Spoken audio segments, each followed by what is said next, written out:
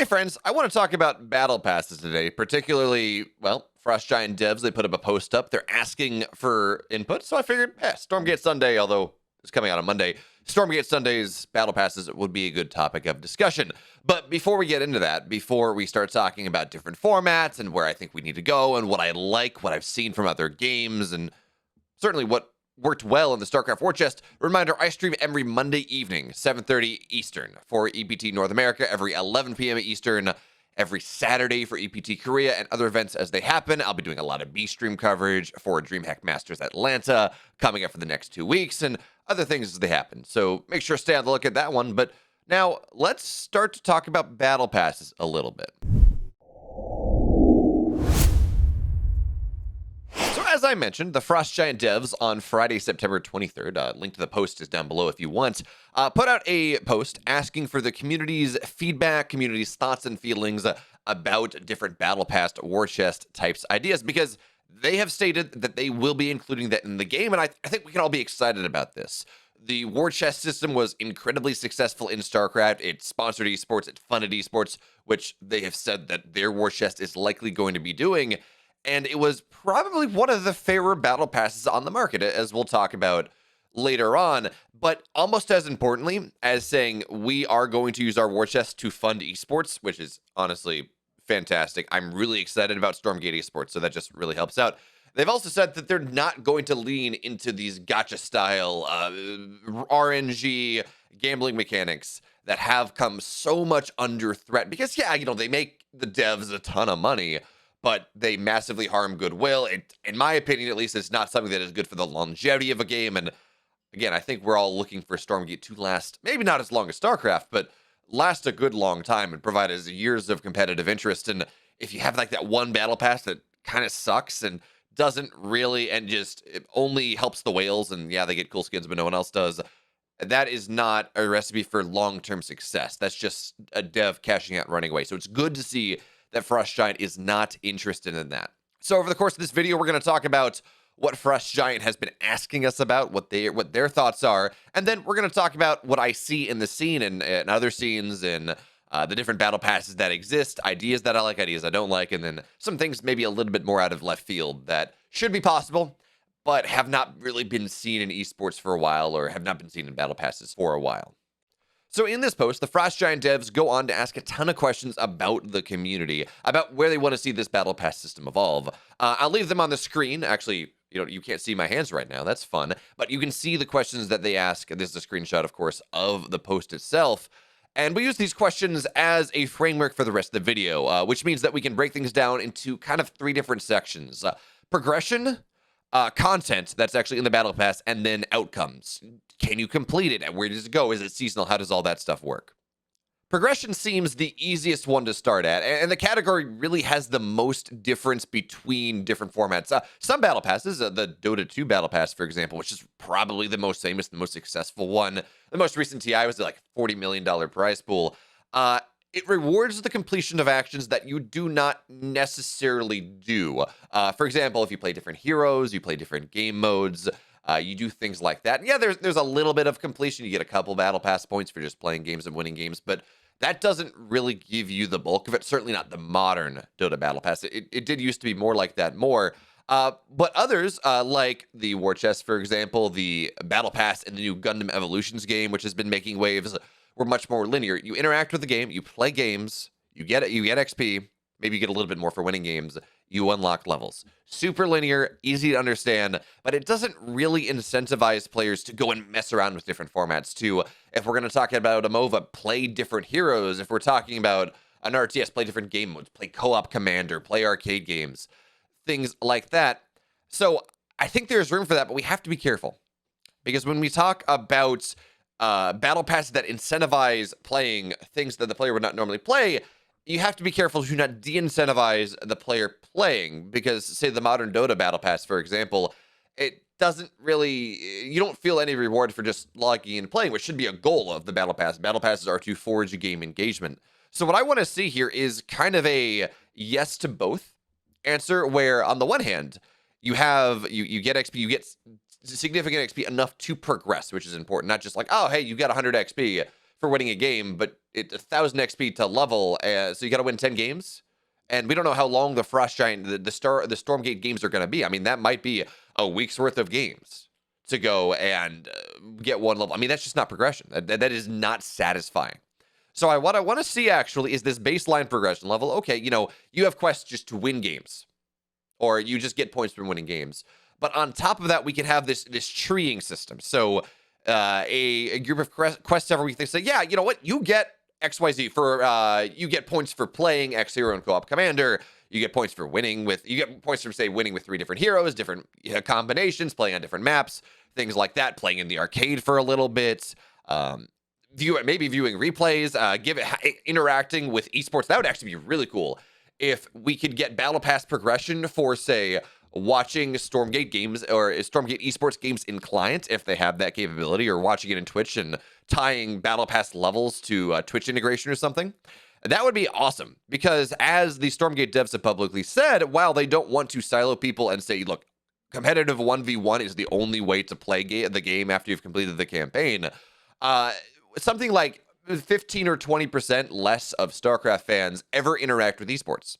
And that leaves 80% on the board. So if you have this Battle Pass, this is, here, get 5 levels a week by watching five tournament games or something. I don't know exactly what the numbers would be. Then that is, again, more incentivization for people to not only interact with different game modes, co-op commander, the 3v3 thing they're talking about, arcade games, whatever it is, but also esports. Also this thing that is, I'm passionate about it. I hope to cast it while not punishing someone for really just playing the game they would like. So giving people more of the carrot to interact with things, far less of the stick. But if the theme of Battle Pass is convincing, telling players, gently nudging and encouraging players, giving them those carrots to interact with different game modes, we also need to talk about what the rewards of the Battle Pass will be, because getting a reward every 5 levels and it's like 1 unit skin, and not super exciting. And in this post, the Frost Giant devs go and they say, okay, well, how do you feel about getting rewards for races you don't play? We all remember, or those of you that are not aware, the war chests would go, and you could get a Zerg war chest, a Terran war chest, a Protoss war chest. And you would progress by playing Zerg, Terran, and Protoss games, and you would get Zerg, Terran, Protoss skins respectively, and some stuff on consoles and things that were a little bit more generic across all the battle passes. I actually don't like that. I think the RTS community, say, especially when we talk about Blizzard RTS games, where it's so hard to even master one race. This is not an AoE setup where most of the factions are very similar and just have some small amounts of difference. Say maybe more akin to Dota playing a bunch of different heroes, or MOBA playing a bunch of different heroes. Whereas, again, Zerg plays very different from Protoss. We can assume that the Resistance humans will play very different from the demons. Instead, that idea of 3 different battle passes just further reinforces this idea of siloing, which is actually kind of a problem. We're going to touch on esports for a second, because, how many times do you see, say, maybe a PvP Grand Finals, and how many Terrans don't watch, how many Zergs don't watch? Again, we're taking stuff from StarCraft here.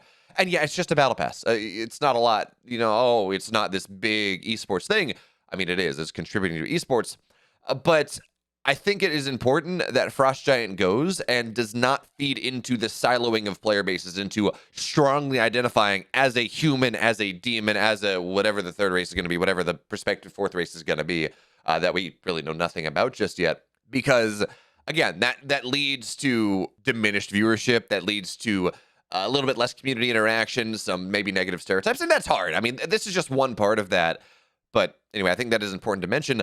So I'm actually in favor of not having, say, a race-specific battle pass. Just give me one specific battle pass that gives me skins for all the different races. And if you're really worried about, okay, maybe unequal progression, just at a race or at a skin unlock, give me a skin for each race. Because I want the carrot, I don't want the stick on this. If I get a really cool Battle Thrall skin, as we have the art right here, maybe if I get a really cool Battle Thrall skin, and I play humans, I don't play demons, I am much more likely to maybe even just play a game of demons, just because, look at this cool skin I have, right? That is the carrot that says, oh yes, interact, but you're not getting punished for not doing so. And also it does prevent that siloing of, oh yeah, you know what, I'm the Zerg, this is my Zerg Battle Pass, whatever. It's a small thing, but I think it bears talking about, because again, RTS communities, particularly Blizzard RTS communities, can be intensely tribal. We also need to go beyond race skins, though. They really only talked about skins for the most part, but I want to take a page out of Dota's compendiums, as they're called, their battle passes, because they provide a lot more than that. They have some mini games involved that you can earn coins, or you can earn currency in that then let you play in these mini games, which are kind of fun. But more importantly, they provide a lot more than just a battle thrall skin, or a hero skin, for example. They provide things like a music pack. Every TI compendium, if you hit level whatever it is, you get a new music pack for the game, which is often fantastic. And I mean, eventually you just kind of turn music off and you listen to whatever your own music is, but still, providing that option, it is a tremendous value, adding more consoles. That was a wonderful thing that the war chest provided that I don't think was talked about enough. Having the old school Protoss console that had your little EPM in the corner, I think it's a lot of fun.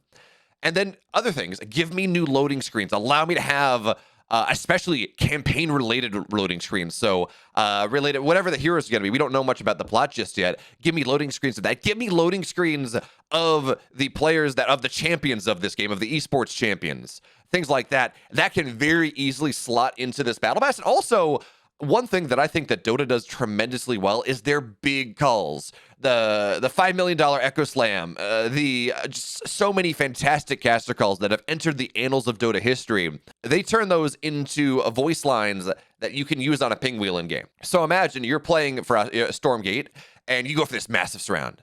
And you get the call of Tastosis when, Maru, when Tejas surrounded Innovation in that game back in 2014. He gets the full surround 360. I mean, that would be pretty fantastic. Maybe there's some argument to be said about toxicity or whatever. I mean, just allow opponents to mute enemy voice lines, and then you're fine. Because, I mean, I would have a lot of fun, even if my opponent has me muted. That would be a lot of fun. It's good morale boosting. Would be excellent. It would be a kind of fun for esports broadcasts too, as long as it's, you can't maybe make it too spammable. And of course, portraits and things like that, but more than just unit skins. And importantly, things that interact with audio-visual setups. And then, we can talk about having team packs and things like that to support those later. That's not really the concept of this video, although having partnered skins and partnered content, player voice lines and things with the teams and with the big names, I think is going to be really important as we do go on. But again, not exactly the topic of battle passes here, just the topic of generated content to keep the game alive. As we talk about these rewards, though, it's important to discuss what happens if you don't complete them. For war chests, if you don't complete it, you didn't get the skins for a while. And that's how most battle passes work. However, Blizzard eventually made most of the skins, if not all of the skins, at least most of the skins available per purchase later on once they discontinued the war chest setup, which is interesting. It says, okay, well, you know what? If you missed out, if you weren't playing during this war chest, fine, you can just pay $15 or whatever it is and unlock this set of skins, which on the one hand is great. It means players, they say, that's a really cool Battle Thrall skin, and we're quoting Battle Thralls because that's like one of only 2 unit names that we're aware of at the moment, but that's a really cool Battle Thrall skin, I can buy it. Great. More money to the company. On the flip side, I think it is somewhat important to provide at least some level of prestige, maybe for, say, the capstone skins or something, if you complete the battle pass, which is also a topic of discussion. Then, okay, those are just locked to account. You can't do anything. But I think instead of making the skins purchasable separately, like what Blizzard did, say, okay, fine. Again, I think it would be more interesting to take from the Dota model. So I go and I get this skin. I don't play, I get 1 skin per, whatever. I have a demon skin, and maybe I only got a demon skin on this level, and we don't do 1 of each per skin level, and I don't want it. I'm going to put it on a community marketplace. I'm going to sell it off that way, because we do know that, StormGate will be on Steam, so we'll have access to that marketplace framework, I assume, and then someone else can buy it. So you're not artificially increasing the stock there. You can still say, well, yes, Season 1 skins, beta skins, super rare, and maybe prestigious, but also do allow maybe players, if they are willing to, maybe pay a little bit more there, go for that. And then, you have some economy, and then that does play into being able to buy battle passes and then take money or take points that you gain in game currency, whatever it is, to be able to continue to buy battle passes, which has been incredibly successful for games like Fortnite. So don't just make them available on the store for anyone to buy, and certainly like the big, maybe the capstone skins or whatever you want to call it, certainly make those probably locked to account, nothing else. You get them, you have that prestige, but Maybe the rare stuff, the normal stuff, yeah, make that sellable on some sort of marketplace, and then give players the chance to, well, I hate the term like play to earn, because that's NFT stuff and that's not really relevant, but at least, yeah, maybe sell away the stuff that they don't want. Just don't have it just kind of sitting in their account, kind of useless. The other thing I want to talk about, and it's something that Frost Giant didn't exactly touch upon in their post, but I think it's important, is the concept of third-party battle passes, or third-party battle pass tie-ins at the very least. So, for example here, I've been leaning on the Dota battle pass a lot because in my mind, historically, the Dota battle pass has been the best one. In recent years, it's not nearly as good, and particularly this year's, but historically, certainly like back in TI6, TI7, 2015, 2016, 2017, it was fantastic. And one of the things they used to do, specifically for the Dota Asia Championships, DAC back in 2015, and around that time when it was the previous game engine, they went and they allowed third-party tournaments to put their own battle passes in the store. It was the whole setup. You would be able to do it. It would work just like a normal battle pass. And the big one was DAC, which took a $250,000 tournament at the initial sponsorship. That was the original prize pool, and brought it up to north of $3 million. And that was a third-party tournament. So, yes, not every tournament will be able to make this happen. If Alpha X, for example, is running a $15,000 tournament, we probably do not have the manpower to model the skins and things and put this in there, but maybe allow us to partner on one skin with Frost Giant, and that'll go into the normal battle pass. But for big events, say a Red Bull event. Now, for those of you that don't remember, the Red Bull Battlegrounds was one of the best tournament circuits we had, but it fizzled out in 2015, 2016, when they were not allowed to host WCS events, when they were forced out of there, and Red Bull said, okay, that's fine, we're not doing StarCraft events anymore, which is really unfortunate because, man, Red Bull Battlegrounds DC in 2014 was probably it's certainly one of the top 5 events that's ever happened. But imagine now if Blizzard said, okay, ESL is DreamHack and ESL are our partners for WCS, but we will allow you, Red Bull, to go and put these war chests in the game. And you work with us to make sure everything is acceptable, whatever. It's not, something totally flagrant, but you can fund your tournament from this war chest, and maybe we'll take a cut. I don't know that Red Bull leaves the scene anymore. I mean, maybe they do because being locked out of WCS or these big WCS circuit events was a pain.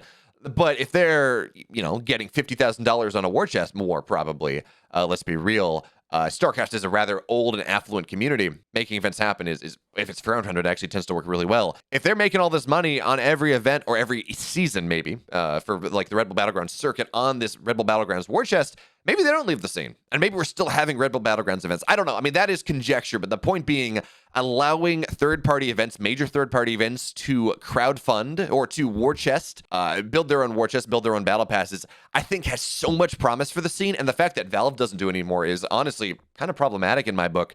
But we're all about learning from other games' mistakes and also from what they do well. So absolutely, give Red Bull, give ESL, give whatever other tournament organizer steps in the opportunity to build their own battle passes, fund their tournament with it, make cool skins, interact with the community in that way. And I mean, I think that is almost as important if we want esports, for StormGate to succeed, as StormGate having its own internal battle pass. And maybe you have them seasonally, so it's like, okay, one major third-party tournament a year gets a battle pass and you bid for it. I don't know. Just so you don't interact with the battle pass, the standard battle pass too much. I don't know what the score is, but however it happens, I think this is tremendously important. But those are my thoughts, right? Talking about all of this.